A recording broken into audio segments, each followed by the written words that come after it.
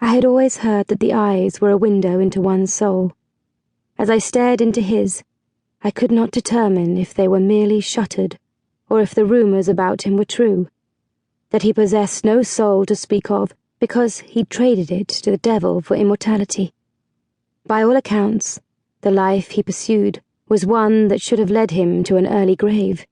Yet, there he sat, his ghostly blue gaze unwavering, challenging, dangerous.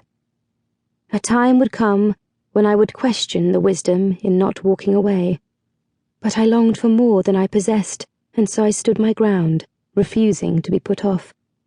I often look back on that stormy night and wonder how different my life might be now had I realized that the journey he would take me on was one that I would soon discover I had little desire to travel.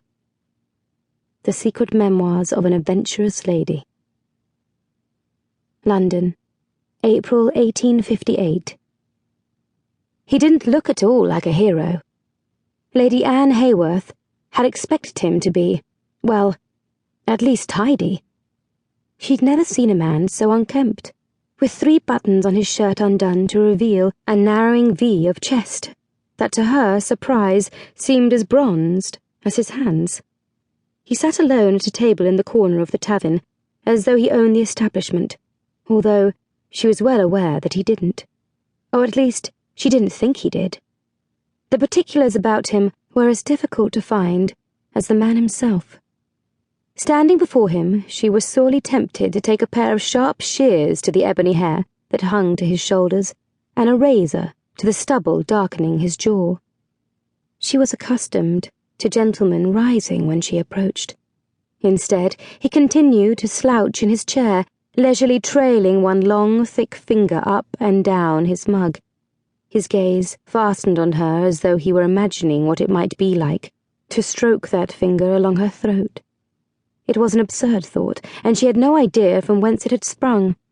She was not used to men openly looking at her as though they were contemplating doing wicked things with her. No, this man wasn't hero material at all. Perhaps the gentleman at the door, the one she'd questioned, had directed her to this man as a cruel prank.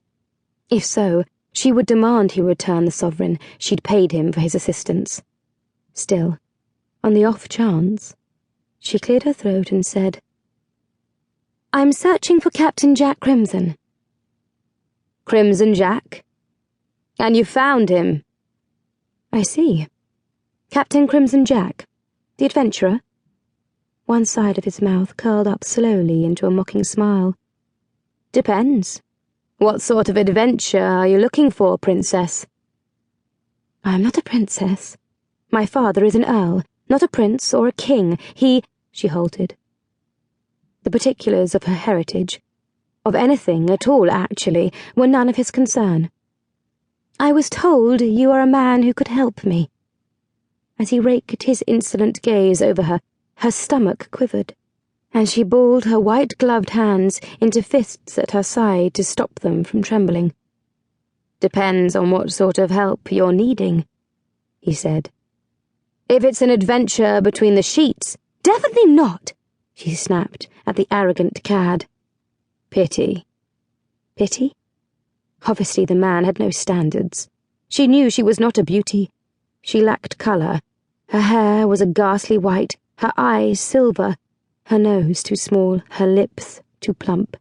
She knew she should seek help elsewhere, but he had come so highly recommended.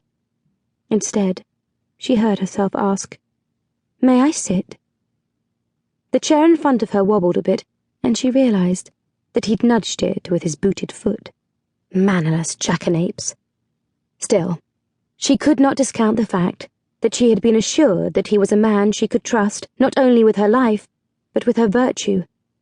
He wasn't in the habit of forcing women, but then based on his handsome features alone, not to mention that wicked smile, she suspected women stumbled over themselves, clambering into his bed. She, however, would not be one of them. She pulled out the chair farther and sat. "I am Lady Anne." She halted there. Her father and brothers would not approve of her plans, which was the very reason that she'd chosen to be secretive.